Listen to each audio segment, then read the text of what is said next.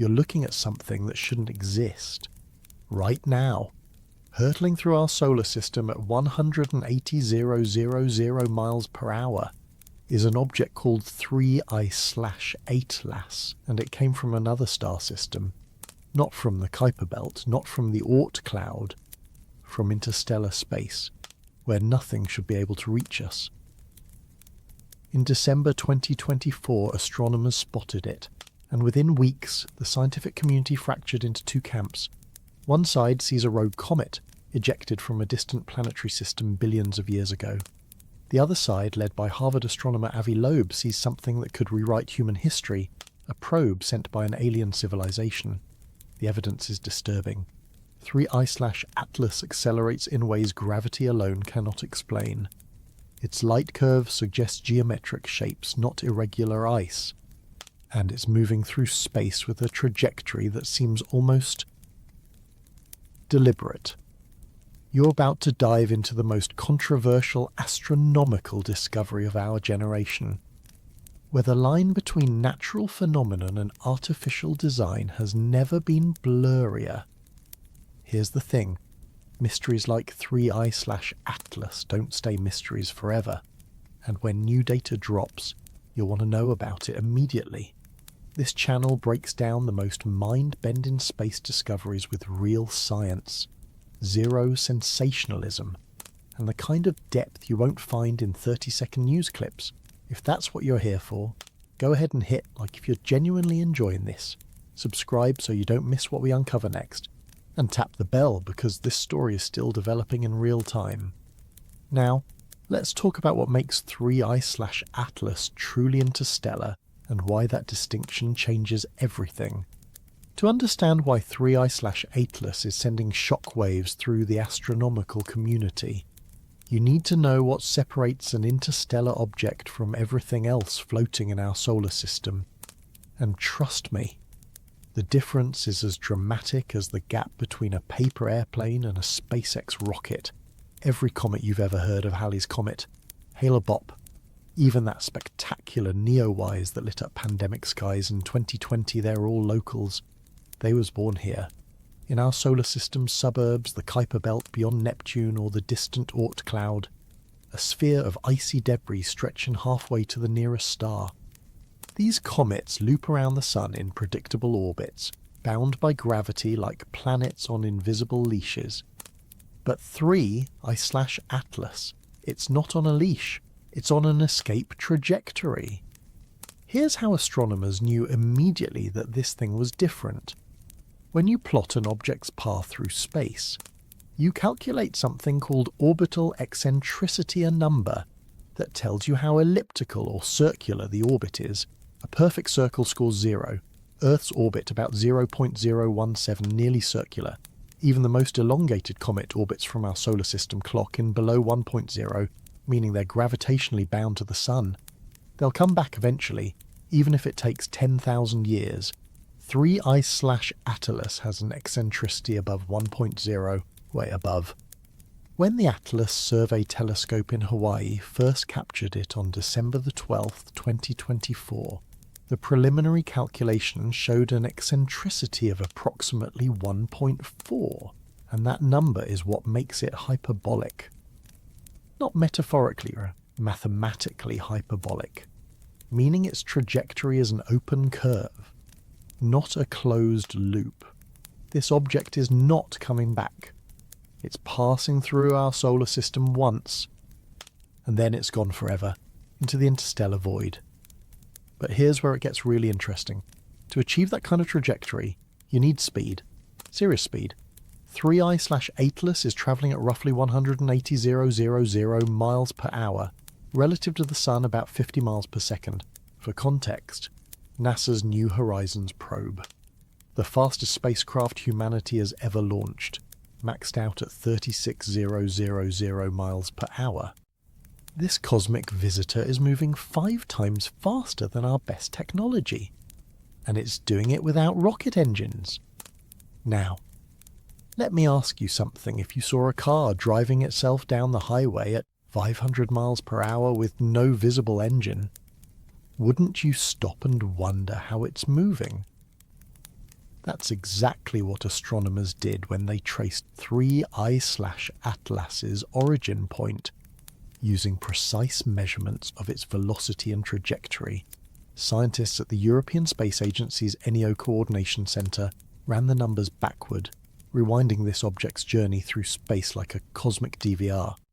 The results pointed to a region in the constellation Ursa Major, the Big Dipper, about 300 to 500 light-years from Earth. To put that in perspective, if you started driving toward 3 I/Atlas's home at highway speeds, you'd arrive in about 7 billion years. It's from a neighbourhood of space where light takes half a millennium to reach us. This is only the 3rd confirmed interstellar object we've detected entering our solar system. The first was Oumuamua in 2017, a name that still sparks debates in astronomy departments worldwide. The second was 2 I/Borisov in 2019, which behaved like a textbook comet and didn't cause much controversy. But 3 I/Atlas. It's splitting the difference between these two predecessors in the most unsettling way possible. Here's what the initial observations from the Asteroid Terrestrial Impact Last Alert System, yes, Atlas actually stands for something that Sirius revealed in those first critical weeks. The object measured approximately 600 to 800 feet across, roughly the length of 2 football fields. Not massive by cosmic standards, but substantial enough to study. Its surface reflected sunlight with an albedo, that's the measure of reflectivity of about 0.04 to 0.06, meaning it's dark. Really dark. Darker than coal, absorbing over 94% of the light that hits it. Dr.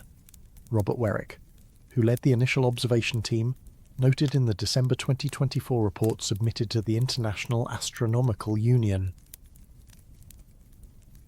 The object's photometric properties are inconsistent with standard cometary composition.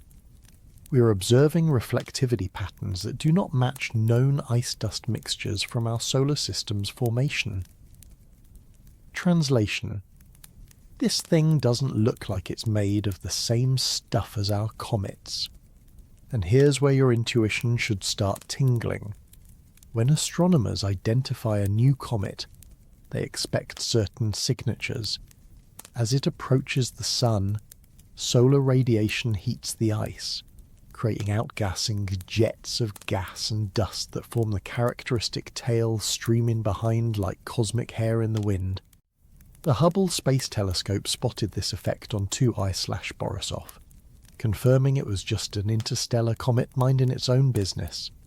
Normal, expected, boring, in the best possible way.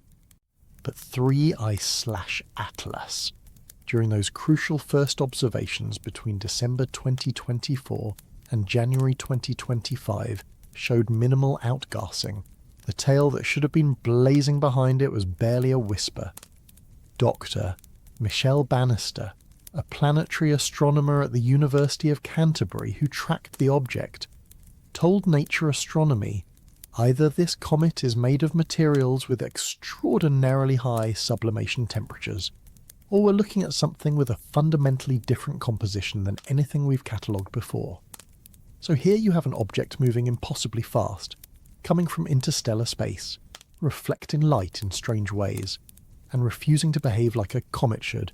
It's dark, it's quiet, and it's headed straight through our solar system's heart before disappearing forever. Which raises the question that's keeping astronomers up at night: is this really just a frozen rock that happened to wander into our neighbourhood? Or are we watching something that was sent here deliberately? Because if 3 I/Atlas is just a comet, it's the strangest natural comet we've ever encountered. And if it's not a comet, well, then we need to talk about what else it could be, and why the simplest explanation might actually be the most disturbing one. Before we dive into the unsettling possibilities, let's talk about why most astronomers still believe 3 I/Atlas is just a comet. Because here's the truth in science. The simplest explanation that fits the evidence usually wins. And right now, despite all the weirdness, there's a compelling case for this being a natural object that just happens to look really, really strange. Think about it this way. Our galaxy contains an estimated 100 billion comets for every star. That's 10 trillion comets drifting through the Milky Way. Most of them ejected from their home systems during planetary formation, when Jupiter and Saturn were settling into their orbits 4.5 billion years ago. They flung countless icy bodies into interstellar space like cosmic slingshots. Other star systems did the same thing. So statistically speaking, interstellar comets should be passing through our solar system all the time. We just never had the telescope technology to spot them until recently. Dr. Karen Meach, who led the research team studying Oumuamua at the University of Hawaii, put it perfectly in her 2019 paper. The universe is messier than we give it credit for. For every weird object we discover, there are probably 10,000 more we've missed, simply because we weren't looking in the right place at the right time. So let's examine the evidence that supports the boring but scientifically sound explanation. First, the spectroscopy. When observatories like the Gemini North Telescope in Hawaii and the Very Large Telescope in Chile analysed the light bouncing off 3 I/Atlas, they found absorption lines consistent with water ice, carbon monoxide, and silicate dust. These are the exact ingredients you'd expect in a comet formed in the outer regions of a planetary system. The chemical signature matches objects from our own Oort cloud almost perfectly, just with slightly different isotopic ratios, which makes sense if it formed around a different star with a different chemical composition. Dr. Alan Fitzsimmons from Queen's University Belfast, who specialises in cometary composition, analysed the spectral data in January 2025 and noted, "We're seeing standard cometary volatiles here. The CN emission bands, the C2 Swan bands, these are textbook signatures of sublimating ice. Nothing about the chemistry screams artificial. Second, let's talk about that dark surface." Yes, 3 I/Atlas reflects only 4 to 6% of incoming light. But guess what? So does Comet Borrelly, which NASA's Deep Space One probe visited in 2001, when the spacecraft got close enough to photograph Borrelly's nucleus. Scientists were shocked to find it was black as asphalt, with an albedo of just 0.03. The reason billions of years of cosmic ray bombardment had converted surface ice into a dark, carbon-rich crust called a lag deposit. It's essentially space sunburn, turning pristine ice into charcoal.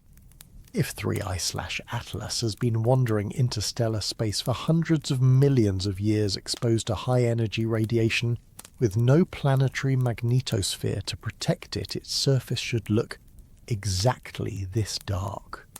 In fact, it would be weird if it was bright and shiny. Now, what about that missing tail? Here's where things get interesting. Comets don't all behave the same way. Some are active, with spectacular tails visible from millions of miles away. Others are dormant, barely puffing out gas even when they're relatively close to the sun. It depends entirely on the comet's composition, internal structure, and thermal history. Consider Comet Encke, which orbits the Sun every 3.3 years. It's been observed for over 200 years, and astronomers have watched its activity decline dramatically over time.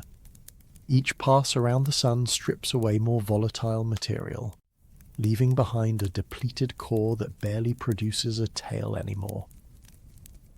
Now imagine a comet that's been travelling through the freezing void of interstellar space for millions of years, where temperatures hover just a few degrees above absolute zero. Its volatile materials, the gases that would normally boil off and create a tail, would be locked deep beneath that radiation-darkened crust. Dr.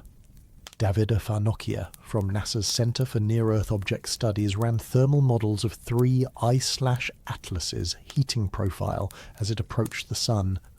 His team's calculations, published in the Astrophysical Journal in early 2025, showed that an object with 3 I/Atlas's size, albedo and trajectory would need to come within 1.5 AU of the Sun closer than Mars's orbit before significant outgassing would occur.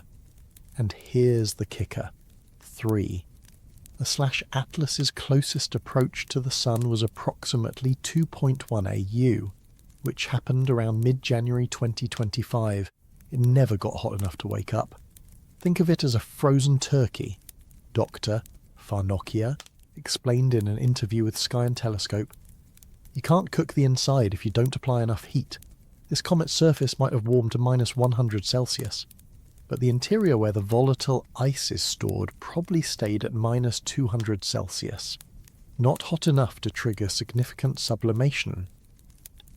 Then there's the trajectory itself. Yes, 3 I/Atlas's path seems odd, but orbital mechanics can produce surprising results when you factor in the gravitational influences of multiple planets over time.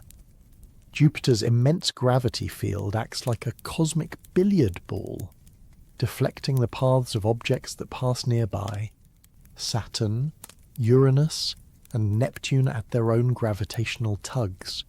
Computer simulations run by teams at the Jet Propulsion Laboratory showed that 3 I/Atlas's current trajectory is entirely consistent with an object that received a minor gravitational assist from Jupiter's outer sphere of influence back in late December 2024.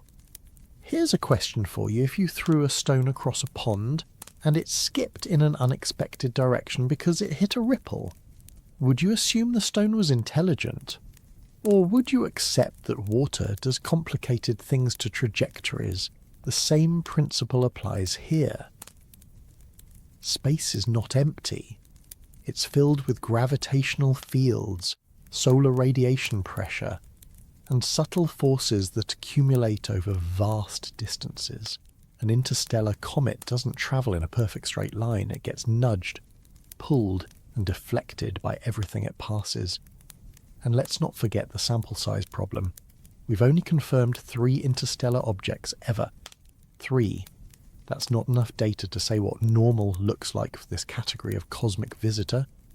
Maybe most interstellar comets are dark, quiet, and weird looking because they've been radiation blasted for eons in the void between stars.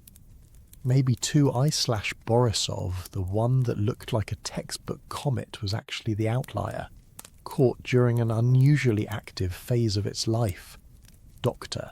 Matthew Knight, a cometary scientist at the USEP Naval Academy, cautioned against jumping to conclusions in a February 2025 op-ed. "Every time we discover something that doesn't fit our models, we're tempted to invoke exotic explanations. But history teaches us that natural phenomena are almost always weirder and more diverse than our imagination. Occam's razor still applies. The explanation requiring the fewest assumptions is usually correct." So there you have it. Dark surface natural radiation damage. No tail, not hot enough to produce one. Strange trajectory. Gravitational billiards with Jupiter. Chemical composition standard. Cometary ice and dust. Case closed. Right, just another comet from another star system. Nothing to see here, except there's still that nagging problem with the numbers.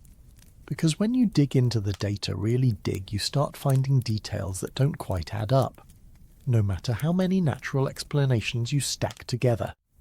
Let me show you where the natural explanation starts to crack under pressure.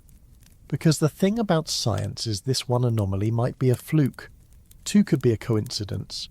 But when you stack up 4 or 5 unexplained deviations from expected behaviour, you're not looking at bad luck anymore. You're looking at a pattern. Anomaly number 1, the acceleration problem. When scientists at the Minor Planet Center tracked 3 I/Atlas's position throughout December 2024 and January 2025, they noticed something that made them rerun their calculations multiple times. The object was accelerating, not just moving at a constant speed, but actually speeding up as it travelled through space. And here's the critical detail: this acceleration couldn't be explained by gravity alone. Let me break this down. When you calculate an object's trajectory through the solar system, you account for every gravitational pull the Sun, Jupiter, Saturn, all the planets. These forces are mathematically predictable. You plug in the numbers, run the simulation, and you get a path. For natural objects, the predicted path and the observed path match almost perfectly. Almost. But 3I/Atlas was deviating from its predicted trajectory by approximately 3.2 kilometers per day. That might not sound like much, but in orbital mechanics, it's massive. It's like predicting someone will walk to the corner store, but instead they end up 3 blocks away without changing their walking speed. Something is pushing them off course, Doctor. Marco Micheli, who discovered this same anomaly with Oumuamua back in 2018, analysed 3I/Atelas's deviation and published his findings in Astronomy and Astrophysics in February 2025. His team calculated that the acceleration required a force equivalent to about 0.00003 meters per second squared. Tiny, but definitely there. We're observing non-gravitational acceleration, Doctor, Micheli stated. The question is, what's causing it? For normal comets, this is easy to explain: outgassing. When ice vaporizes from a comet's surface, it creates tiny jets that act like natural rocket engines, pushing the comet slightly off its gravitational trajectory. NASA's Stardust mission filmed this happening on Comet Wild 2 in 2004. You could literally see jets shooting out like geysers, nudging the comet's path. But here's the problem. To produce the acceleration observed in 3I/Atlas, you'd need significant outgassing. And remember, this object barely showed a tail. The amount of gas it was releasing measured through spectroscopy was nowhere near enough to account for the acceleration, Doctor. Micheli's team detected. Think about it like this. Imagine your car is accelerating down the highway, but when you check, the gas pedal isn't pressed and the engine isn't running. Something is moving you forward, but you can't see what it is. Anomaly number 2, the brightness variations. Here's where things get really strange. When astronomers monitor asteroids and comets, they measure how their brightness changes over time.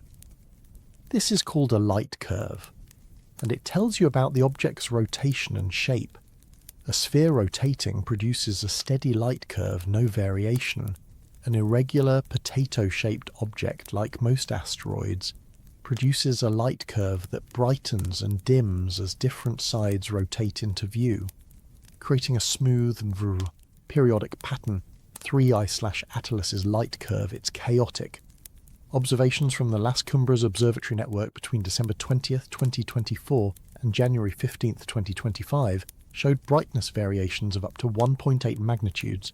That's a change of about 500% in reflected light, occurring over irregular intervals. Sometimes the brightness would spike every 6.7 hours, other times every 8.2 hours. No consistent pattern, Doctor. Wes Fraser from the Hertzberg Astronomy and Astrophysics Research Centre in Canada led a team analysing this data. In a January 2025 preprint paper, he wrote the light curve morphology is unlike any natural tumbling body we've catalogued. The variations suggest either extreme geometric irregularity far beyond typical asteroid shapes, or a non-uniform surface composition with dramatically different reflective properties across the object. Translation. Either this thing has the most bizarrely jagged shape of any space rock ever observed, or its surface is covered in patches of material that reflect light completely differently shiny areas next to dark areas, creating random brightness spikes as it rotates. Now, here's a question if you were designing a spacecraft to travel through interstellar space. Would you make it a smooth sphere, Or would you include things like solar panels, antennas, sensors components with different shapes and reflectivities that would create exactly this kind of irregular light signature anomaly number 3, the missing coma? I mentioned earlier that 3I/8 showed minimal outgassing, but let me get specific about just how unusual this is. When the Hubble Space Telescope observed the object on January 8, 2025, it detected a coma, the fuzzy cloud of gas and dust around a comet's nucleus that measured only 3000 kilometers in diameter. For comparison, Comet Neowise's coma stretched 18,000 kilometers across when it was at a similar distance from the Sun. The gas production rate, estimated from spectroscopic measurements, was about 10 circumflex 26 molecules per second. That sounds like a lot until you realise typical comets at this distance produce 10 circumflex 28 to 10 circumflex 29 molecules per second, 100 to 1000 times more gas. Dr. Sylvia Protopapa at the Southwest Research Institute calculated the expected gas production for an object of 3 I/Atlas's size and composition at its distance from the Sun. Her models predicted it should be releasing 50 times more gas than observed. Either this comet is made of materials we've never seen before, she noted in a Science News interview, or the majority of its surface is sealed beneath a crust so thick that heat can't penetrate to the volatile layers beneath. But here's the kicker: if the crust is that thick, how is any gas escaping at all? And why is that tiny amount of outgassing occurring uniformly across the surface instead of from localized vents or cracks, which is what we see on every other comet we've studied up close? Anomaly number 4, the rotation rate or lack thereof. Most asteroids and comets spin. Earth rotates once every 24 hours, Mars every 24.6 hours. Even tiny asteroids typically complete a rotation in 4 to 12 hours because of the angular momentum left over from their violent formation billions of years ago. Preliminary photometry data from the Lowell Observatory suggested 3 I/Atlas's rotation period might be extremely long, possibly 100 hours or more. That's weird. Really weird. Objects tumbling through space naturally spin faster over time as they're hit by micrometeoroids and buffeted by solar wind. A rotation this slow suggests either the object is unusually dense, holding together through gravity rather than structural strength, or something is actively stabilizing its spin. Dr. Colin Snodgrass from the University of Edinburgh, who analysed the rotation data, commented, "A rotation period this extended in an object this small is difficult to explain through natural processes alone. It's possible, but it sits at the extreme edge of what we'd expect from a rubble pile held together by weak gravity." Here's the thing that should make you pause. If you were sending a probe through interstellar space and you wanted to keep solar panels oriented towards stars for maximum power generation, or if you wanted sensors pointed in specific directions for long-duration observation, you'd want slow, controlled rotation. You'd want stability. So let's do a quick count. We have unexplained acceleration, chaotic brightness variations suggesting geometric complexity or surface patchwork, almost no outgassing despite being close enough to the Sun to trigger it, and an unusually slow rotation rate. Each one of these could have a natural explanation if you really stretch the models, but all 4 together in the same object. That's when scientists start using phrases like statistically improbable and requires further investigation. Because at some point, you have to ask yourself whether you're trying to fit square pegs into round holes just to avoid considering a possibility that makes everyone uncomfortable. And that possibility is simple. What if some of these anomalies aren't anomalies at all? What if they're features? Now we enter the territory where most scientists get uncomfortable. Not because the hypothesis is unscientific, quite the opposite, but because once you say the words alien probe out loud, you risk your reputation, your funding, and your credibility in a field that values caution above almost everything else. But Dr. Avi Loeb doesn't care about that anymore. Loeb is the former chair of Harvard's astronomy department, with over 800 published papers and a resume that includes advisory roles for the President's Council of Advisors on Science and Technology. He's not a fringe figure. He's not a conspiracy theorist posting grainy videos on YouTube. He's one of the most respected theoretical astrophysicists alive. And in 2018, after Oumuamua's strange behaviour couldn't be explained by natural models, Loeb published a paper in the astrophysical journal Letters with a conclusion that made headlines worldwide. Oumuamua could be a light sail, a thin, reflective sheet propelled by radiation pressure, possibly manufactured by an alien civilization. The scientific community largely dismissed him. Some colleagues stopped inviting him to conferences. Others called his hypothesis irresponsible speculation. But Loeb doubled down. He founded the Galileo Project at Harvard in 2021, a research initiative specifically designed to search for evidence of extraterrestrial technology. And when 3I/Atlas appeared in December 2024, his team was ready. Here's what Loeb argues, and I want you to really consider this if you encountered an object behaving exactly like 3I/Atlas here on Earth, accelerating without visible propulsion, changing brightness irregularly, rotating slowly despite its small size, and someone told you it was natural. Would you believe them? Or would you immediately assume it was manufactured? Let's walk through the light sail hypothesis, because it explains every single anomaly we've discussed. A light sail is exactly what it sounds like, a giant, ultra-thin sheet of reflective material that catches photons from stars the way a sailboat catches wind. Photons carry momentum tiny amounts, but momentum nonetheless. Hit a large enough sail with enough photons, and you can accelerate to enormous speeds without carrying fuel. The physics is sound. We've already tested this concept with missions like Japan's Icarus probe in 2010 and NASA's LightSail 2 in 2019. Both worked perfectly.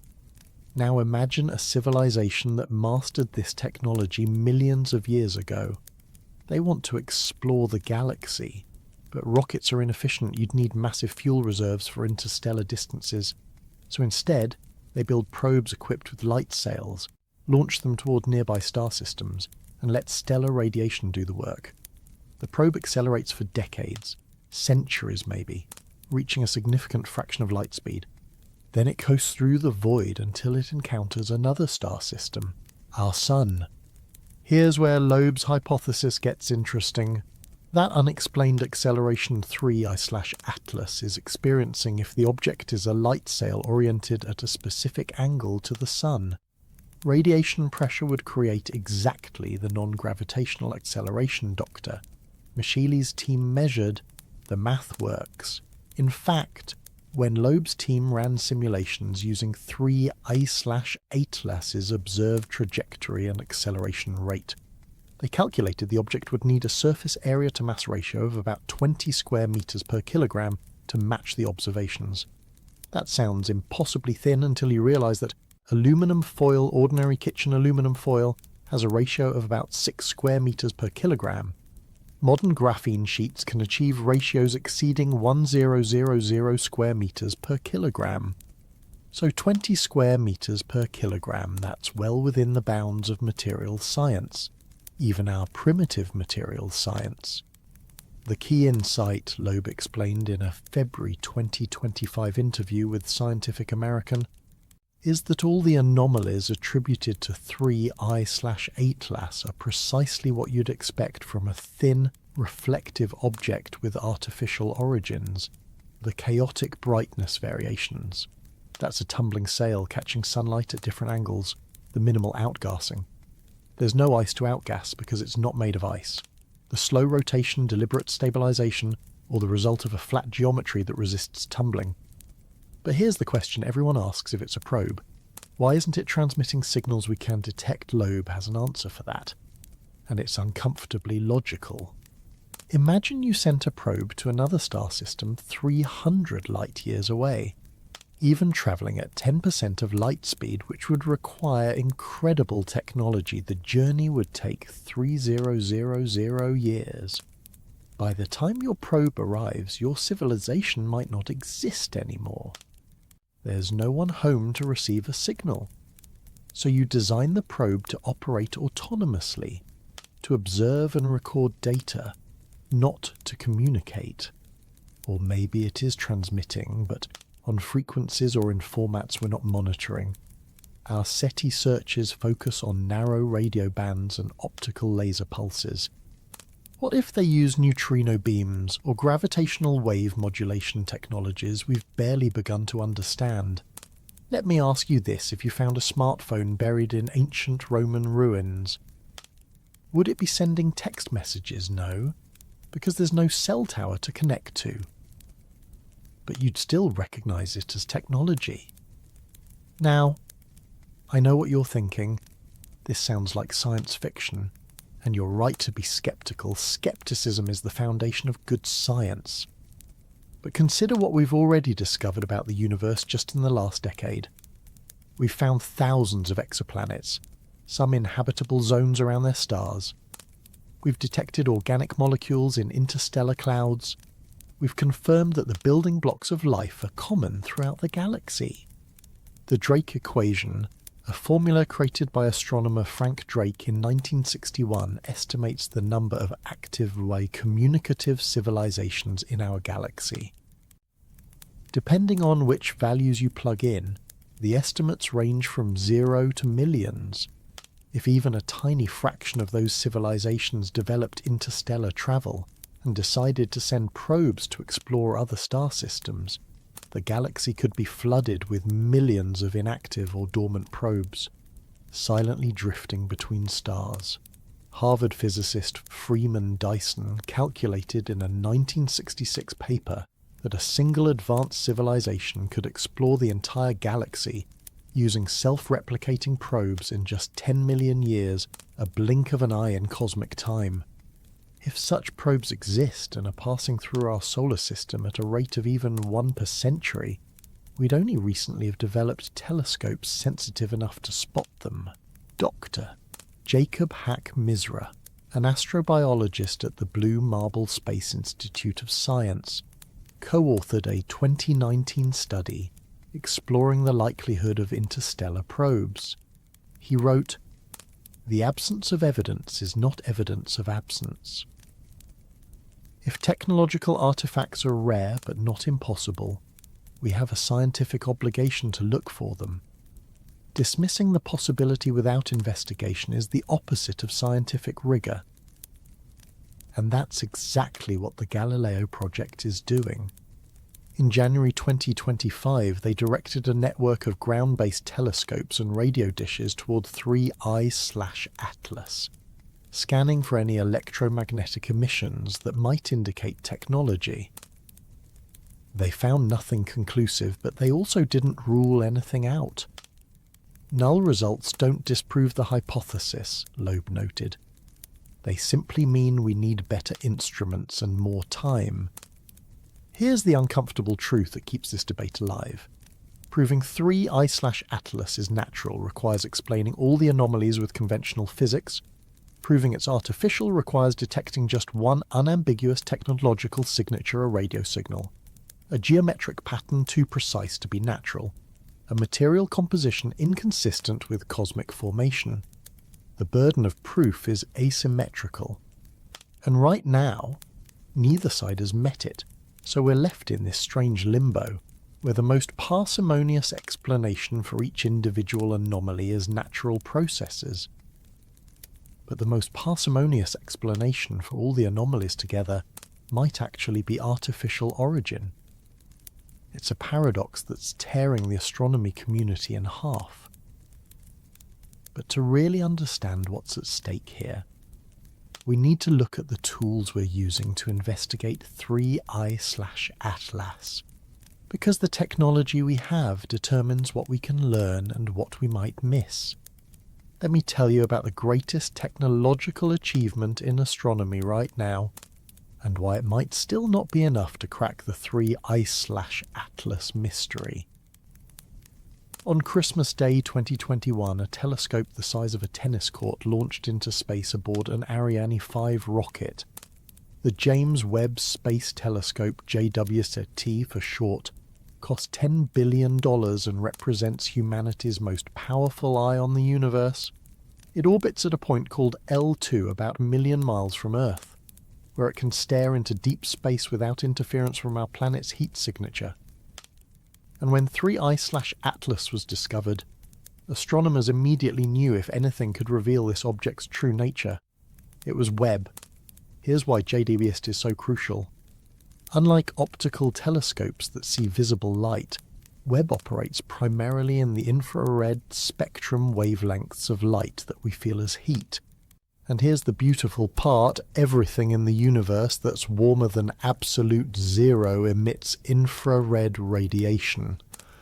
A natural comet warmed by the sun glows differently in infrared than a manufactured object would. The spectral fingerprint is like a cosmic DNA test. In January 2025, jwst spent 14 hours observing 3I/Atlas across multiple infrared wavelengths. Dr. Thomas Zurbuchen, who coordinated the observation campaign, explained the goal in a NASA press briefing. We're looking for thermal anomalies, hotspots or cold spots that don't match a uniform spinning ice ball. We're analysing the infrared spectrum for absorption features that might indicate exotic materials. And we're measuring the object's thermal inertia, which tells us whether we're looking at a fluffy rubble pile or something with structural integrity. The data came back, and it was complicated. 3I/Atlas's thermal signature showed a surface temperature of approximately minus 150 degrees Celsius on the sunward side, exactly what you'd expect for a dark object at that distance from the sun. But here's the weird part: the temperature distribution wasn't uniform. There were 3 distinct regions showing temperatures 20 to 30 degrees warmer than the surrounding surface. Not hot enough to be active volcanic vents or geysers, but definitely warmer than they should be if this was just a rotating chunk of ice and rock. Those warm spots could be explained by exposed fresh ice with different thermal properties, Dr. Zurbuchen noted. Or they could be something else entirely. The data is ambiguous. Then there's the spectroscopy. jwst's near-infrared spectrograph captured absorption lines indicating water ice, carbon dioxide, and trace amounts of methane, all consistent with cometary composition. But buried in the data were 2 unidentified absorption features at wavelengths of 3.8 and 4.2 microns that don't match any known ice or mineral in our solar system's catalogue. Dr. Geronimo Villanueva from NASA's Goddard Space Flight Center, who analysed the spectral data, was cautious. Unidentified features aren't unprecedented. We found them on Titan, on Pluto, on various Kuiper belt objects. Usually, they turn out to be exotic ice phases or complex organic molecules we weren't expecting. But until we can replicate these features in laboratory conditions or match them to known compounds, they remain a question mark. Here's a question for you. If you analysed a mysterious object and found 95% of its composition matched natural materials, but 5% didn't match anything in your database, would you assume the 5% is just something you haven't discovered yet? Or would you consider the possibility that it's something genuinely foreign? Now let's talk about radio telescopes. Because if 3I/Atlas is transmitting any kind of electromagnetic signal, that's where we'd find it. The Green Bank Telescope in West Virginia, the world's largest fully steerable radio dish, spent 72 hours between January 10th and January 13th, 2025, listening to 3I/Atlas across frequencies ranging from 1 to 12 gigahertz. That's the range where most human radio communications operate. And it's also the range SETI scientists consider most likely for interstellar communication because it's a relatively quiet part of the electromagnetic spectrum. Doctor. Andrew Siemion, director of the Berkeley SETI Research Center, led the observation campaign. His team's instruments were sensitive enough to detect a signal as weak as 10 circumflex 16 watts per square meter. That's like detecting a cell phone signal from Pluto. If 3i/Atlas was broadcasting anything remotely similar to human technology, they would have found it. They found nothing. Or rather, they found exactly what you'd expect from a cold, inert object in space. Thermal noise and faint radio emissions from the solar wind interacting with any residual magnetic field. The null result is informative. Dr. Siemion said in a February interview with The Atlantic, "It tells us that if this is technology, it's either completely dormant or it's using communication methods we're not equipped to detect. And that's the terrifying possibility that keeps SETI researchers up at night. We've been listening for radio signals since 1960, but we've only been listening for the kind of signals we ourselves use. What if advanced civilizations stopped using radio centuries or millennia ago and moved on to something we can't even conceive of yet?" Think about it. A Roman citizen watching a modern city from a distance might see lights and movement, but wouldn't recognize Wi-Fi, cell towers, or fiber optic cables as communication infrastructure. The technology would be invisible to them because they lack the conceptual framework to even imagine it exists. Then there's the challenge of geometry and timing. The Very Large Array in New Mexico, 27 radio dishes working together as a single telescope, observed 3i/Atlas for 48 hours in mid-January. But here's the problem. If the object is transmitting in a directed beam rather than omnidirectionally, we'd only detect a signal if that beam happens to sweep across Earth. It's like trying to spot a lighthouse beam from a ship at sea if you're not in the path of the beam when it rotates past. You see nothing. The Parkes Radio Telescope in Australia, which famously received signals from the Apollo 11 moon landing, added its own observations in late January. Dr. Chenoa Tremblay, who led the Australian effort, employed a different strategy instead of listening for coherent signals. Her team analysed the raw radio noise from 3i/Atlas, looking for patterns repeating structures or periodicities that might indicate modulation, even if we can't decode the content. We found a possible periodicity at 6.7 hours, Dr. Tremblay reported in a preliminary paper, which interestingly matches one of the rotation periods inferred from the optical light curve. But a 6.7-hour period could also result from natural surface features rotating into and out of view. We can't distinguish between those possibilities with current data. Here's the brutal truth about investigating 3i/Atlas. Every telescope has limitations. JWST can see thermal signatures but can't resolve details smaller than about 30 kilometers at 3i/Atlas's distance, meaning any surface features smaller than a city would be invisible.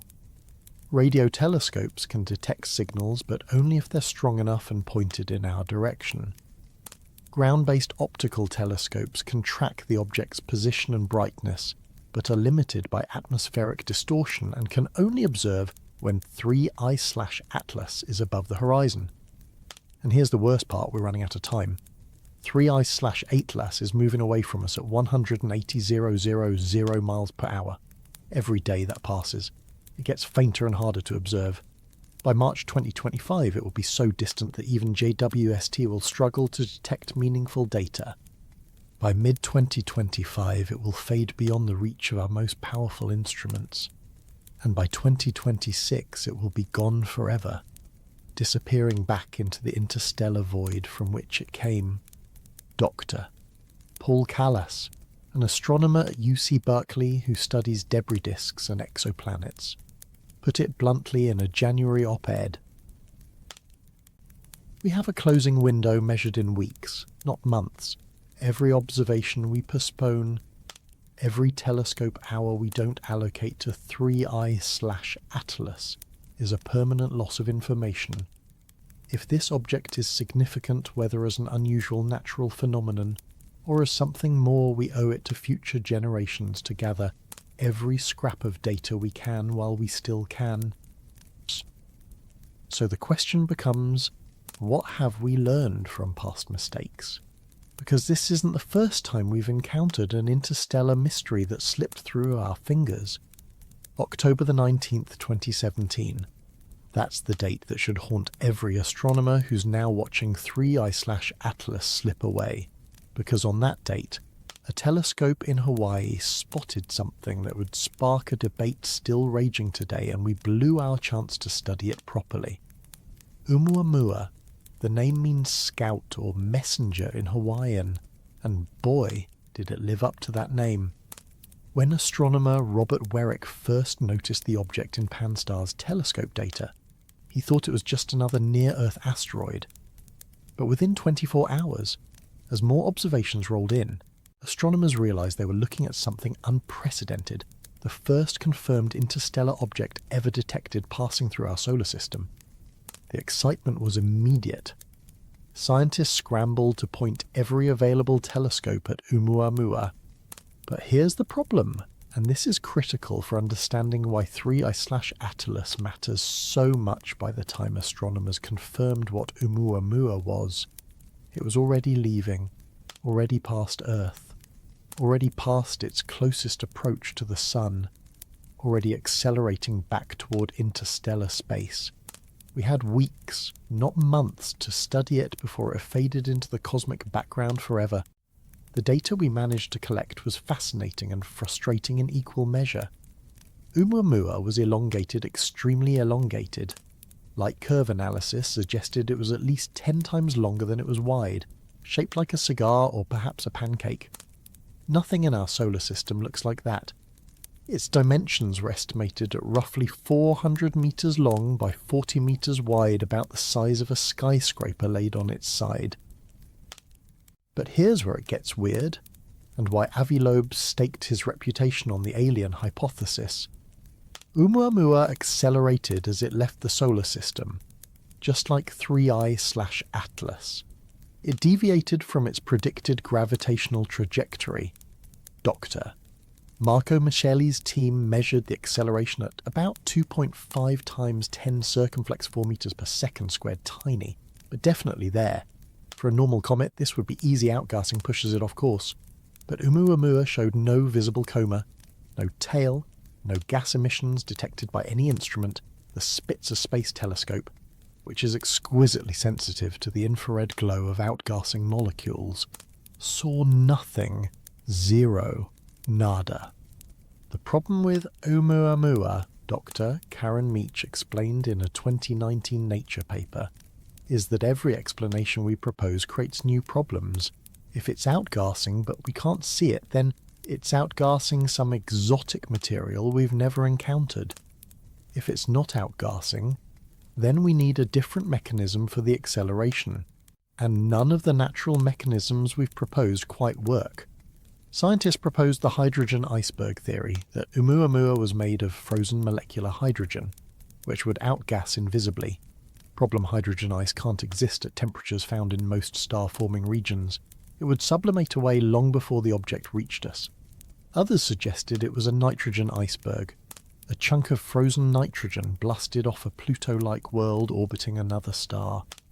Problem: to produce the observed acceleration through nitrogen outgassing would require losing about 10% of its mass, which should have been visible as a dramatic change in brightness.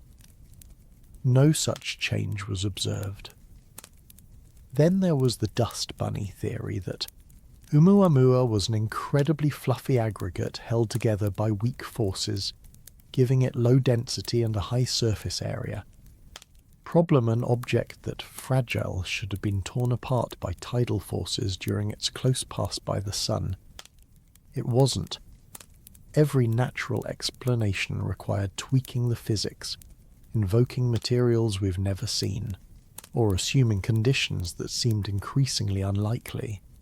And that's when Loeb said what everyone was thinking, but nobody wanted to say out loud, what if it's not natural?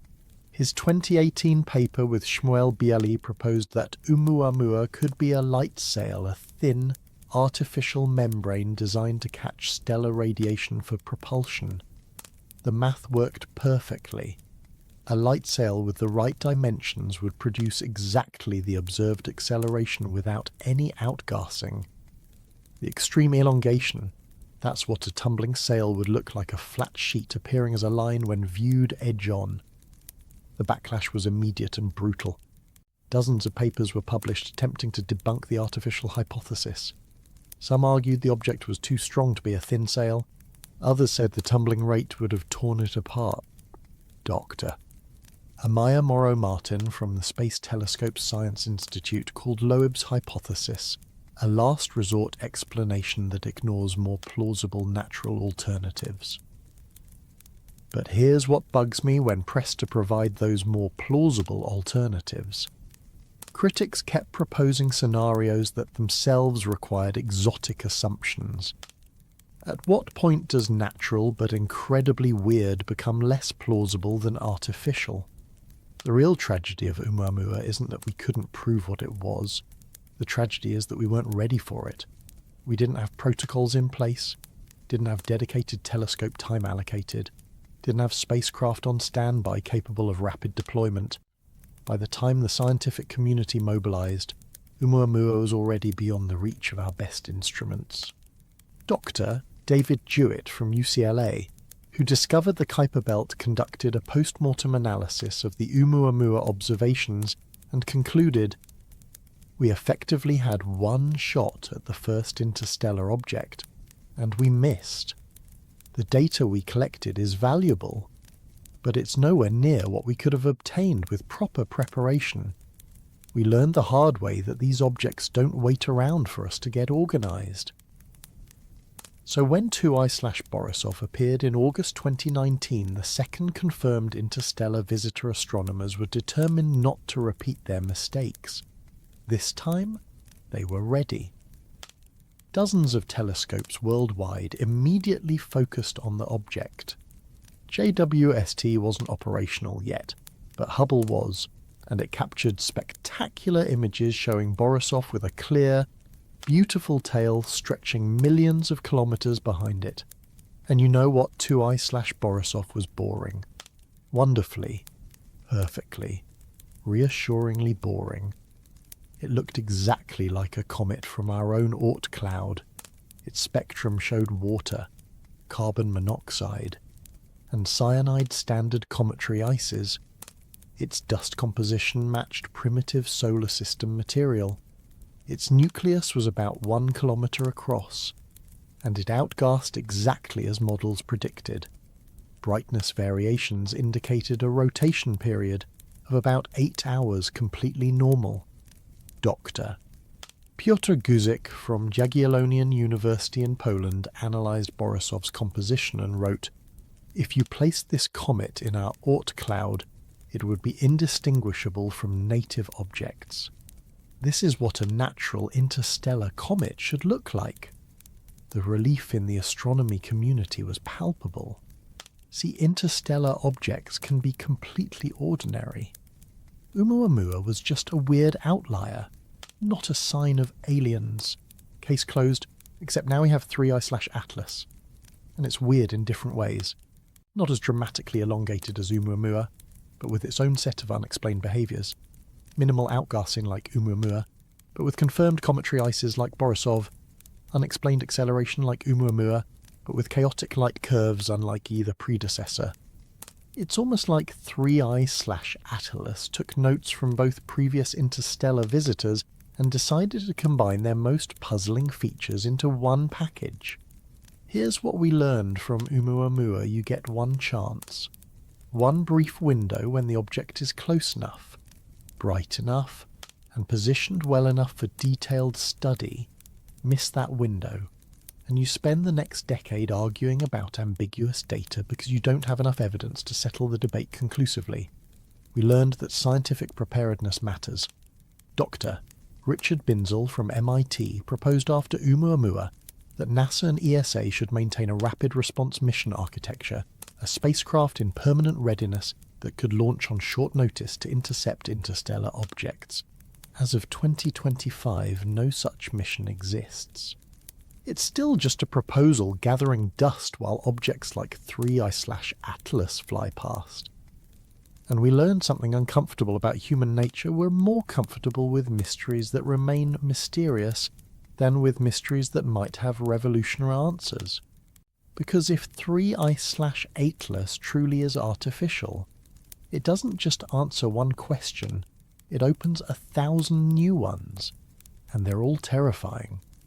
Which brings us to the question that haunts every conversation about 3I/Atlas. If this is a probe from another civilization, what does that mean for us? And more importantly, what does it mean for our place in a universe that might be far more crowded than we ever imagined? Let's talk about the math of loneliness. Because that's really what the Drake equation is, a mathematical framework for calculating whether we're alone in the universe or surrounded by civilizations we simply haven't found yet. In 1961, astronomer Frank Drake scribbled an equation on a chalkboard at the first SETI conference. It wasn't meant to produce a definitive answer. It was meant to organize our ignorance, to identify what we needed to learn before we could answer humanity's oldest question, are we alone? The Drake equation looks deceptively simple. You start with the rate of star formation in our galaxy, about 7 new stars per year. Then you multiply by the fraction of stars that have planets. Then the average number of planets per star that could support life. Then the fraction where life actually appears. Then the fraction where life develops intelligence. Then the fraction that develops technology capable of communication. And finally, you multiply by how long those civilizations survive and transmit signals. When Drake first worked through the calculation in 1961, the estimates were wild guesses. We didn't know if other stars had planets at all. We didn't know how common Earth-like worlds might be. We didn't know if life was a cosmic inevitability or a 1 in a trillion fluke. But here's what's changed in the last 15 years. We've stopped guessing about the first few variables. We know the answers now. The Kepler Space Telescope, operating from 2009 to 2018, stared at 150,000 stars and found planets everywhere. Not around some stars.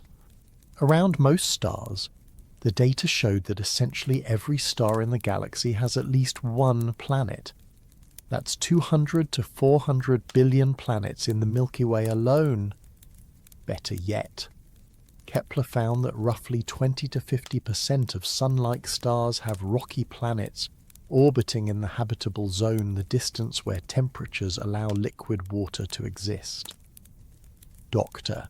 Natalie Batala, Kepler's mission scientist, crunched the numbers in a 2013 paper and concluded there are likely 40 billion Earth-sized planets in habitable zones around Sun-like stars and red dwarfs in the Milky Way. 40 billion chances for life. So the first few terms of the Drake equation, we've nailed them down. Planets are common. Habitable planets are common. The universe isn't stingy with the ingredients for life. But the later terms, the ones about life actually arising, becoming intelligent, developing technology, those are still complete mysteries. And that's where 3I/Atlas becomes absolutely crucial to the conversation.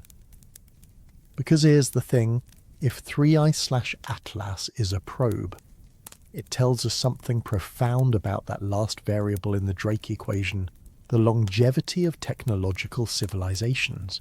Think about it. If a civilization sent 3I/Atlas on its journey 300 light-years away, that trip took at minimum thousands of years, possibly tens of thousands depending on its velocity, for that mission to make sense. The civilization had to believe either that they'd still be around when data came back, or that sending probes was valuable even if they wouldn't be there to receive the results. That's a level of long-term thinking and technological stability that humanity hasn't achieved yet. We've existed as an industrial civilization for about 200 years. We've had radio technology for barely 130 years. We've had nuclear weapons for 80 years.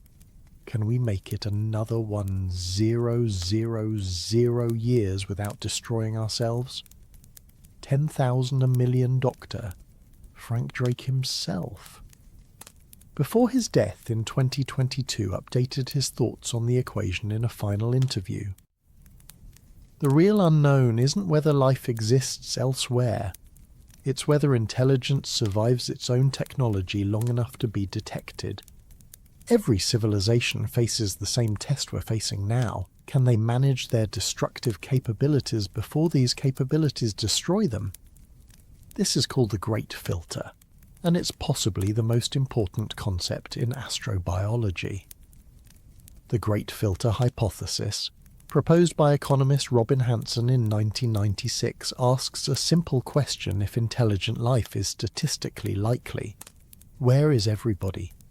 The fermiparadox, named after physicist Enrico Fermi, who asked, "Where are they?" at lunch in 1950, suggests the galaxy should be teeming with civilizations, yet we see no evidence, no radio signals, no megastructures, no signs of interstellar engineering, just silence.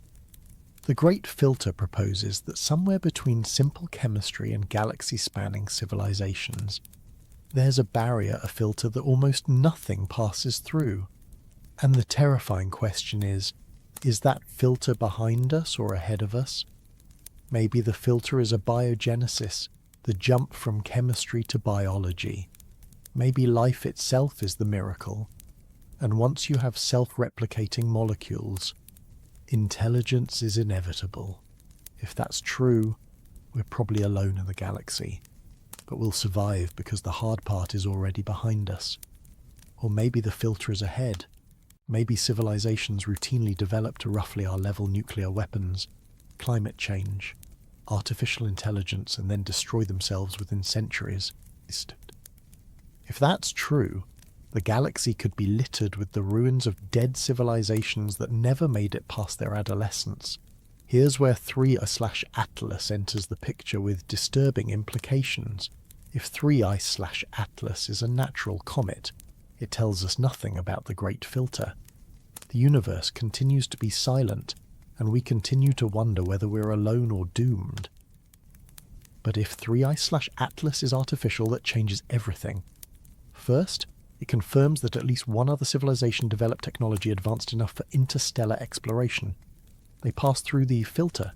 They survived their nuclear age, their climate crisis, their AI singularity, whatever challenges they faced.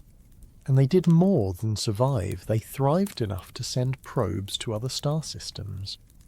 That's monumentally hopeful. It means the filter can be passed. But second, and here's where it gets uncomfortable, it raises the question of why they're not here in person. Why send probes instead of ships? Why observe silently instead of making contact? Dr. Jill Tarter, who spent decades leading SETI research at the SETI Institute, addressed this in a 2018 lecture. If we detect technology rather than biology, if we find artifacts rather than signals, it suggests a universe where interstellar travel is difficult enough that even advanced civilizations rely on automated exploration.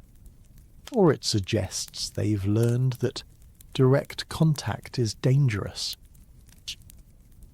Let me ask you something. If you discovered a tribe of uncontacted people living on a remote island, would you land in their village and introduce yourself? Or would you observe from a distance? Maybe leave sensors to monitor their development, and wait to see if they survive contact with the outside world. The zoo hypothesis proposed by radio astronomer John Ball in 1973 suggests that advanced civilizations might deliberately avoid contact with younger civilizations like ours. Maybe there's something like Star Trek's Prime Directive operating on a galactic scale. Maybe they're waiting to see if we pass the greatfilter before revealing themselves. Or maybe, and this is darker, they're not avoiding us. Maybe they're just gone. Maybe 3I/Atlas is an ancient probe from a civilization that died out millions of years ago, still executing its programming long after its craters turned to dust. A ghost ship sailing through the cosmos with no one home to read the data it collects. Doctor, Milan Cirkovic, an astrophysicist who studies existential risk, calculated in a 2008 paper that if interstellar probes last millions of years, but civilizations only last thousands, the galaxy could be full of orphan technology, functional but purposeless, observing but never reporting back. That's the scenario that really keeps xenobiologists up at night. Not that we're alone, not that aliens are hostile, but that we're surrounded by evidence of civilizations that failed, that didn't make it through the great filter, and their probes are still out here, silently witnessing our own struggle to survive the next century. Here's the statistical reality: our galaxy is 13.6 billion years old. Earth is 4.5 billion years old. Life on Earth has existed for about 3.8 billion years. But technological civilization just 200 years. We're newborns. If other civilizations arise at random intervals throughout the galaxy's history, then most of them are either billions of years older than us or haven't emerged yet.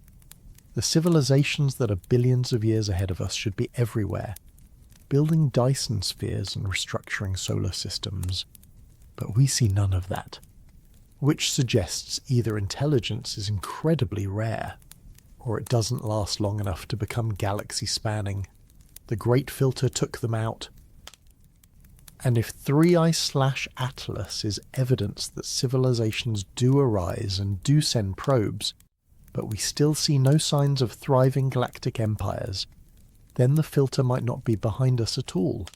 It might be sitting in our near future, waiting to test whether humanity has what it takes to join the survivors or become another cautionary tale floating through space, silently observed by our own orphaned probes.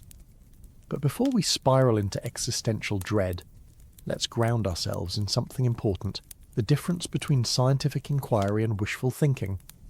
Because the way we approach this mystery matters as much as the answer itself. Here's something that might surprise you scientists, and the public want completely different things from the 3I/Atlas story. And understanding that gap is crucial to making sense of why this controversy has become so heated. When a major news outlet runs a headline like "Scientists detect possible alien probe in solar system," millions of people click immediately. Their hearts race. They imagine contact, communication, maybe even spacecraft landing on the White House lawn. They want a definitive answer, and they want it now. But when scientists read that same headline, they cringe. Because in science, the words possible and probable exist in entirely different universes, and the gap between them is filled with years of research, peer review, and a methodology specifically designed to prevent us from fooling ourselves. Let me show you how this plays out in practice.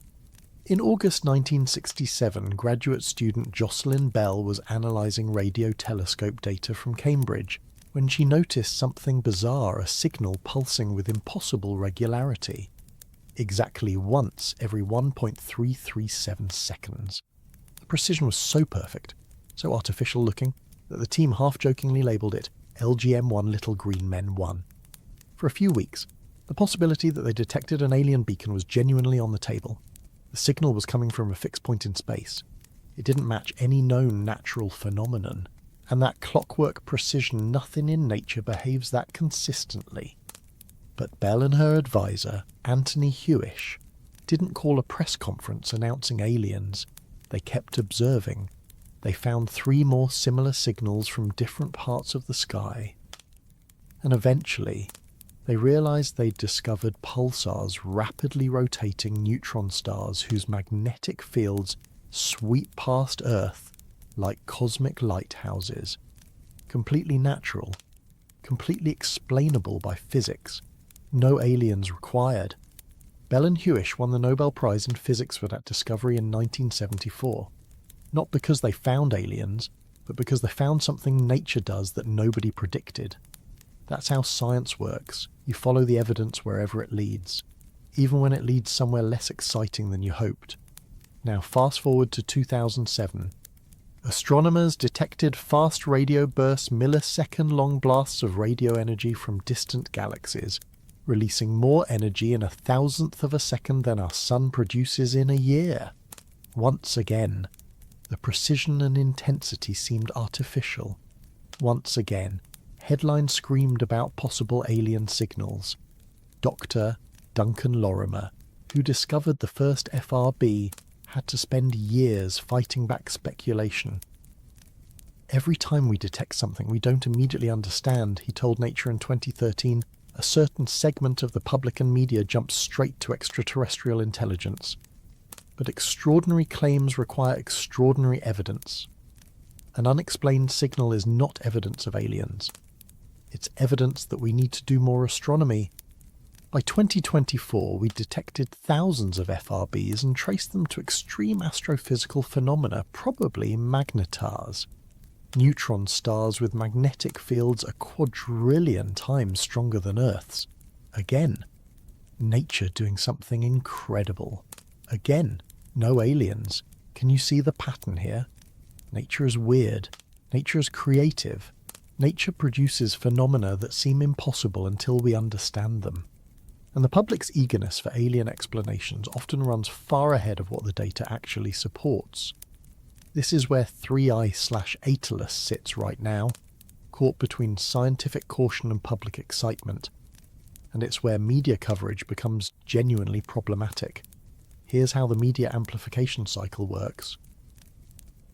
A scientist publishes a paper saying object displays anomalous behavior requiring further study. A university press office, hungry for attention, issues a release saying mysterious object baffles scientists. A news website competing for clicks runs with "Could this be an alien probe?" A social media influencer, chasing engagement, posts "Alien spacecraft confirmed." And suddenly, millions of people believe there's definitive proof when the original scientist was simply saying, "This is weird and we should investigate." Dr. Katie Mack, a theoretical astrophysicist who studies how science communication goes wrong, wrote about this in her 2020 book, The End of Everything. The distance between "we don't know what this is" and "it must be aliens" is vast.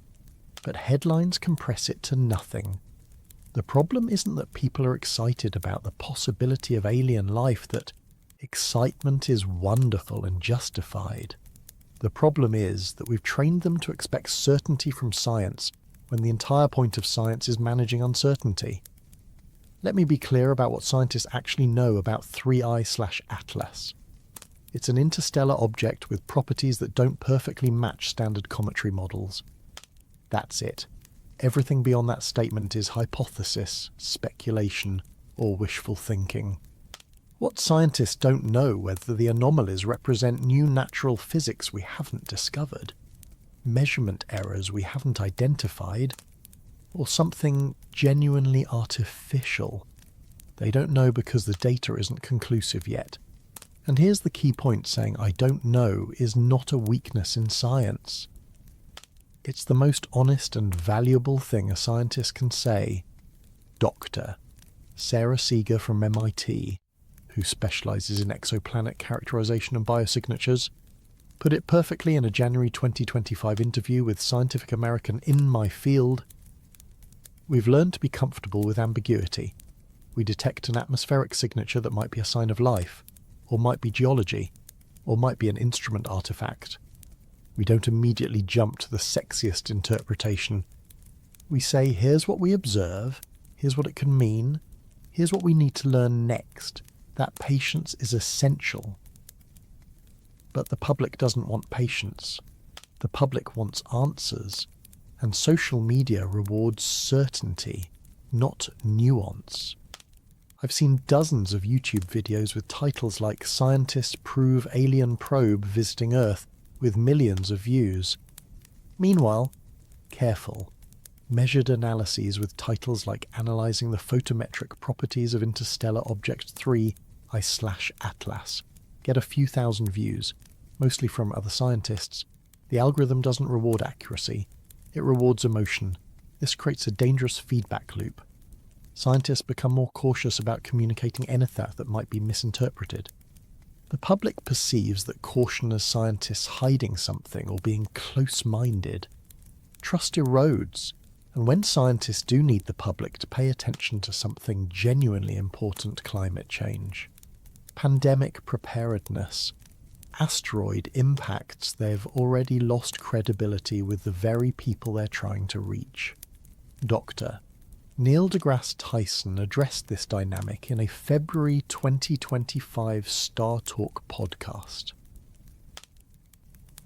The scientific method is specifically designed to protect us from our own biases and wishful thinking. When I want something to be true and I hope aliens are real, that's exactly when I need to be most skeptical of evidence suggesting they are. Because I know my brain will find patterns that aren't there, significance that doesn't exist. Science is the tool we invented to save us from ourselves. Here's a concrete example of how this plays out. Remember those warm spots on 3I/Atlas that jwst detected in media coverage? They became unexplained heat sources suggesting internal power generation. In scientific papers, they're described as thermal anomalies requiring additional modelling to determine whether they're consistent with differential sublimation rates or potentially indicate non-uniform composition. Same data, completely different framing. One version suggests aliens, the other suggests we need more data. Both are technically accurate descriptions, but only one is scientifically responsible. And here's what really matters: being wrong is expensive in science. If you publish a paper claiming something extraordinary and you're wrong, your career suffers. You lose funding, other scientists stop taking your work seriously. So the incentive structure pushes toward conservatism, toward waiting for bulletproof evidence before making claims. That's why Avi Loeb's willingness to propose the alien hypothesis is so remarkable and so controversial. He's risking everything on the possibility that he's right. And if he's wrong, history won't remember the nuance of his argument. It'll remember that Harvard astronomer who thought a space rock was a UFO. But here's the flip side. What if the cost of excessive caution is missing the most important discovery in human history? What if the evidence is sitting right in front of us? But we're so afraid of being wrong that we refuse to seriously consider what it might mean. That's the tightrope scientists walk every single day. And with 3I/Atlas racing away from us at 180,000 miles per hour. The decision about when to stop being cautious and start being bold is happening right now, whether we're ready for it or not. So here we are. It's February 2025, and 3I/Atlas is already 2.8 astronomical units from the Sun, about 260 million miles and accelerating away. Every passing day makes it dimmer, colder, harder to observe. The window is closing, fast, and scientists are faced with a brutal choice: keep observing until they're absolutely certain what they're looking at, or accept that certainty might not be possible before the object disappears forever. Let me put this in perspective. Right now, 3I/Atlas is receding at roughly 4 million miles per day. By March 2025, it will be beyond the orbit of Mars. By June, it'll pass Jupiter's orbit. By the end of 2025, it will be farther from the Sun than Saturn, and even JWST will struggle to resolve it. By 2027, it will fade into the cosmic background noise, indistinguishable from the billions of other faint objects in deep space. We're not going to get another chance. This isn't like studying a star or galaxy that will still be there in 100 years when we build better instruments. This is a one-time opportunity with a countdown timer attached. Dr. Paul Callis from UC Berkeley calculated the observation timeline in a February preprint paper. Based on current trajectory and fade rates, we estimate useful photometric data collection will cease by August 2025, and spectroscopic analysis will become prohibitively difficult by October 2025. After that date, 3I/Atlas becomes effectively unobservable with current technology. 8 months? That's how long we have to answer one of the most important questions humanity has ever asked. So what would it take to definitively prove 3I/Atlas is a comet, and what would it take to prove it's artificial? Let's start with the natural hypothesis. To conclusively confirm 3I/Atlas is a comet, scientists need to explain every anomaly with conventional physics. That means first, identify the composition that produces minimal outgassing but still explains the observed acceleration. Several teams are working on this. Dr. Daryl Seligman from Cornell proposed in a January 2025 paper that 3I/Atlas might be made of super volatile ICES materials like carbon monoxide or nitrogen that sublimate at extremely low temperatures, producing invisible gas that wouldn't show up in optical observations but could still create thrust, the problem. To test this hypothesis, you'd need to detect those gases directly using sensitive infrared spectroscopy during specific observing windows. JWST has limited observation time. Astronomers compete for every hour, and 3I/Atlas isn't the only scientific priority. As of February 2025, JWST has allocated 26 additional hours to 3I/Atlas observations, spread across March and April. That's it. Second, explain the chaotic light curve with a plausible shape and rotation state. Dr. Wes Fraser's team is building 3D models attempting to match the observed brightness variations with irregular but natural shapes. They've proposed that 3I/Atlas might be a contact binary, two objects stuck together like a cosmic peanut with different surface compositions on each lobe. Again, the problem is data. To confirm this model, they need continuous photometric monitoring across multiple rotation periods, but 3I/Atlas is only visible from certain locations on Earth at certain times. And weather, telescope scheduling conflicts, and the moon's brightness interfere. Getting complete coverage is nearly impossible. Third, explain those unexplained spectral features at 3.8 and 4.2 microns. This requires either laboratory experiments creating exotic ice phases under interstellar conditions, or detection of the same features on other objects, proving they're natural rather than unique to 3I/Atlas. Both approaches take time we don't have. Here's the reality: proving something is natural is often harder than proving it's artificial, because nature is allowed to be arbitrarily weird.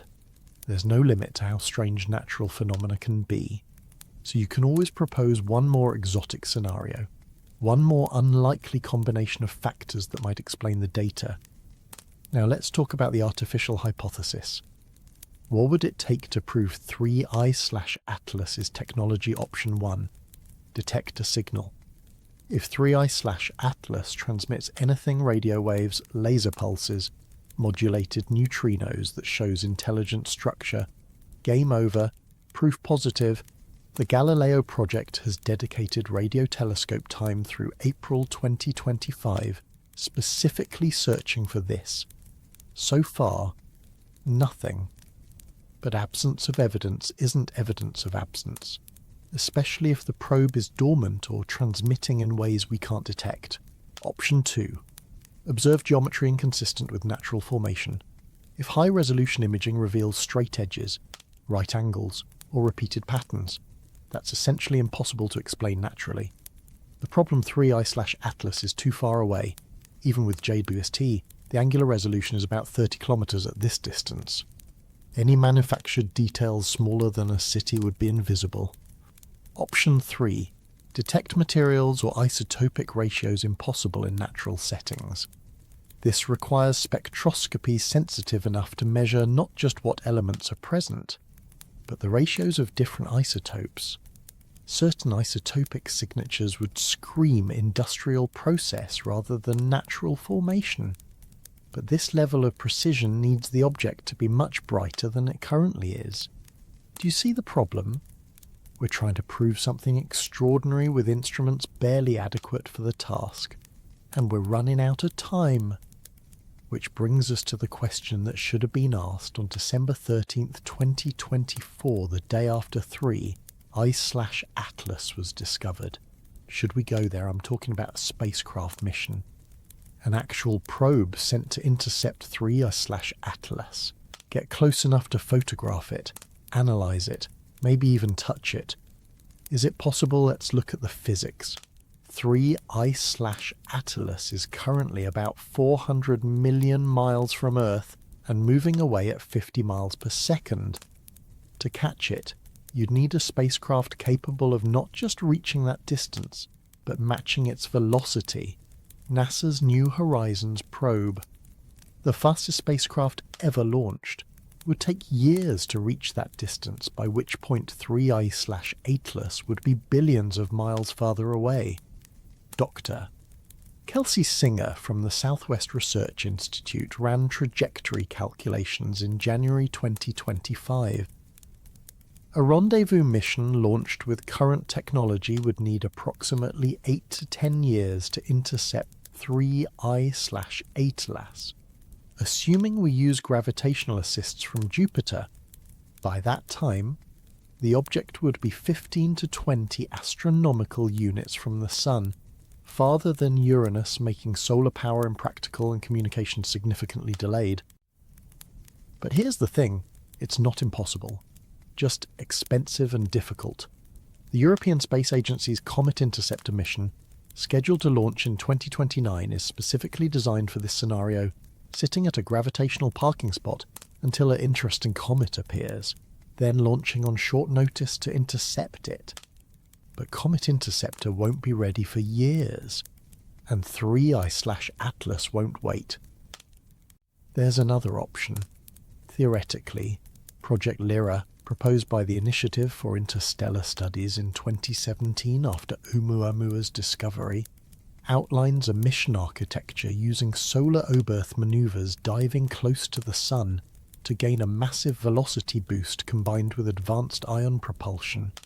The calculations show it could theoretically catch 3I/Atlas within 5 to 7 years. Cost estimate somewhere between $500 million and $1 billion. About the same as a single Mars rover mission. Dr. Andreas Hein, who leads the Project Lyra team, made the case in a February 2025 Nature Astronomy editorial. We're watching potentially the most significant object in human history accelerate away from us. And we're doing nothing but watching through telescopes. If there's even a 5% chance this is artificial technology, the expected value of investigating directly is incalculable. We'd spend $1 billion on a particle accelerator experiment with far less potential impact. But here's the reality: space agencies don't work on 3-month timelines. Missions take years to plan, design, fund, and approve. By the time committees meet, budgets get allocated, and spacecraft get built. 3I/Atlas will be a faint memory fading into interstellar space, so we're left with telescopes, limited observation time, ambiguous data, and a closing window, which means the answer to whether 3I/Atlas is a comet or a probe might not come from definitive proof. It might come from a decision about what we're willing to believe based on incomplete evidence. And that decision, whether we're ready for it or not, is going to define how we understand our place in the universe for the next generation. So let's play this out. Let's imagine 2 futures, 2 versions of how the 3I/Atlas story ends, and you tell me which one you'd rather live in. Future 1. It's a comet. By September 2025, after months of intensive observation, a team led by Dr. Michelle Bannister publishes a comprehensive paper in Nature. They've identified the exotic ice composition, a mixture of carbon monoxide and methanol with trace organics that explains the minimal outgassing. They've modelled the tumbling rotation and irregular shape that produces the chaotic light curve. They've matched the spectral anomalies to complex organic molecules formed in the deep cold of interstellar space. The unexplained acceleration outgassing from supervolatile ices on the object's night side, invisible in optical wavelengths but detectable in sensitive infrared observations. The math works, the physics checks out. Every anomaly has a natural explanation that, while exotic, doesn't require invoking new laws of nature or extraterrestrial engineers. 3I/Atlas was just a comet. A weird one. Sure, one of the strangest natural objects we've ever observed, but ultimately just frozen chemistry following the rules of thermodynamics and orbital mechanics. The scientific community breathes a collective sigh of relief. Papers are published, careers advance, the data gets archived, and 3I/Atlas fades into the background of astronomy history as that one interstellar comet that briefly made people wonder. In this future, we learned something valuable about cometary diversity and interstellar chemistry. We improved our detection methods and observation protocols. We got better at studying fast-moving objects in real time. All good things, all incremental progress in our understanding of the universe. But be honest with yourself, how much would this discovery change your life? Would you think about 3I/Atlas a year later? 5 years later? Or would it fade into the background noise of interesting space facts, alongside pulsars, quasars, and the occasional news about Mars rovers, future to its technology? Now imagine this. In March 2025, the Breakthrough Listen project detects a 12-hour signal from 3I/Atlas, faint but structured. Not random noise, not natural radio emissions. A repeating pattern at 1.42 GHz, the frequency of neutral hydrogen, a universal marker any technological civilization would recognize. The signal contains no obvious message, just a beacon. A ping saying, I am here, I am not natural. Within 24 hours, every major telescope on Earth and in orbit redirects toward 3I/Atlas. The data comes flooding in. High-resolution infrared imaging reveals geometric patterns too regular to be natural hexagonal panels covering 40% of the surface. Spectroscopy detects titanium-aluminum alloys with isotopic ratios impossible in stellar nuclear synthesis. jwst captures thermal variations consistent with internal power generation. The evidence becomes overwhelming. This is technology, manufactured, sent here deliberately or drifting here by chance, but definitely artificial. What happens next? First, pandemonium. Not panic, humans are surprisingly good at processing world-changing news, but a complete reorientation of priorities. Governments convene emergency sessions. The UN activates protocols for extraterrestrial contact. Every news network on Earth leads with the same story for weeks. Social media explodes with a mix of wonder, fear, excitement, and conspiracy theories. But beneath the chaos, something profound shifts. Dr. Frank Drake, in that final interview before his death, said something haunting. The moment we confirm we're not alone, nothing will ever be the same. Not religion, not philosophy, not politics, not art. Every human endeavour will be coloured by the knowledge that intelligence exists beyond Earth. We'll never be able to unknow it. Think about what that means. Every person alive would know with certainty that we're not the only ones. That intelligence, technology, and curiosity exist elsewhere. That the universe isn't a sterile wasteland, but a place where minds emerge, build, and explore. Would we still fight wars over borders when we know there are civilizations out there that view our entire planet as a single pale blue dot? Would we still destroy our environment when confronted with evidence that technological species can survive for millennia? Would we still treat science as optional when faced with proof that understanding the universe is the path to unimaginable capabilities? Maybe. Humans are stubborn, but I suspect the shift would be seismic. Carl Sagan wrote in Pale Blue Dot, The Earth is a very small stage in a vast cosmic arena. Our posturings, our imagined self-importance, the delusion that we have some privileged position in the universe are challenged by this point of pale light. He wrote that in 1994, just from seeing a photo of Earth from 4 billion miles away, imagine the psychological impact of confirmed extraterrestrial technology passing through our solar system. Here's what I think would happen, and I'm basing this on conversations with sociologists, psychologists, and historians who've studied paradigm shifts in human thinking. Initially, there'd be fear. Not of Invasion 3 I/Atlas would be leaving, not arriving, but existential fear. The fear of cosmic insignificance. The fear that we're children in a universe of adults. Some people would retreat into denial, others into nihilism. But gradually, something else would emerge, hope. Because if 3 I/Atlas is a probe, it means someone out there solved the problems we're struggling with. They survived their technological adolescence. They didn't destroy themselves with nuclear weapons or climate catastrophe or AI gone wrong. They made it through. And if they made it, maybe we can too. Dr.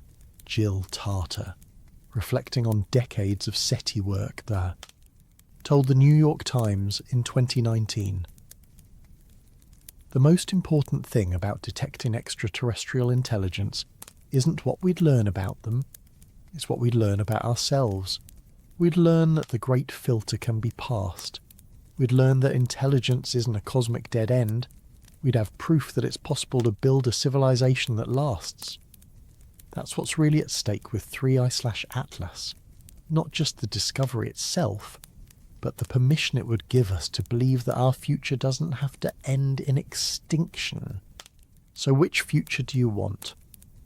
Here's the uncomfortable truth you don't get to choose. Reality doesn't care about our preferences. 3 I/Atlas is either natural or artificial, and no amount of hoping or fearing will change what it actually is. But here's what you do get to choose how you respond to uncertainty. You can dismiss the possibility of artificial origin entirely, retreating into comfortable assumptions that we're alone and everything unexplained has a boring natural explanation. That's safe. It protects you from disappointment. Or you can hold space for genuine uncertainty, acknowledging that we don't know yet, that both possibilities remain open, and that the answer, whatever it is, will teach us something profound about the universe we inhabit. Carl Sagan, who spent his entire career balancing skepticism with wonder, gave us the perfect framework. Extraordinary claims require extraordinary evidence. But he also said absence of evidence is not evidence of absence. And most importantly, somewhere, something incredible is waiting to be known. 3 I/Atlas might be that something, or it might be a frozen chunk of ancient ice teaching us about chemistry we didn't understand. Either way, the fact that we're even asking the question that we have the technology and curiosity to investigate is itself extraordinary. We're living through a moment where humanity is sophisticated enough to detect interstellar objects, analyse their composition, and seriously consider whether we're looking at technology from another world. Think about that. 100 years ago, we didn't know other galaxies existed. 50 years ago, we didn't know if other stars had planets. 20 years ago, we'd never detected an interstellar object. And now we're watching 3 I/Atlas disappear into the cosmic dark, racing to gather every scrap of data before it vanishes forever, knowing that the answer might redefine everything. So, here's my question for you, the one that matters more than whether 3 I/Atlas is a comet or a probe. Are you paying attention because moments like this, where the boundary between known and unknown gets tested in real time, don't come around often? This is what it looks like when science happens at the edge of human knowledge.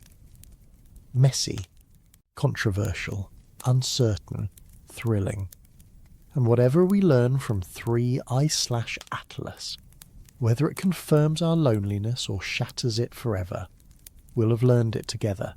staring up at the same sky our ancestors watched, asking the same questions they asked, but finally with the tools to find answers. The universe is vast. It's ancient.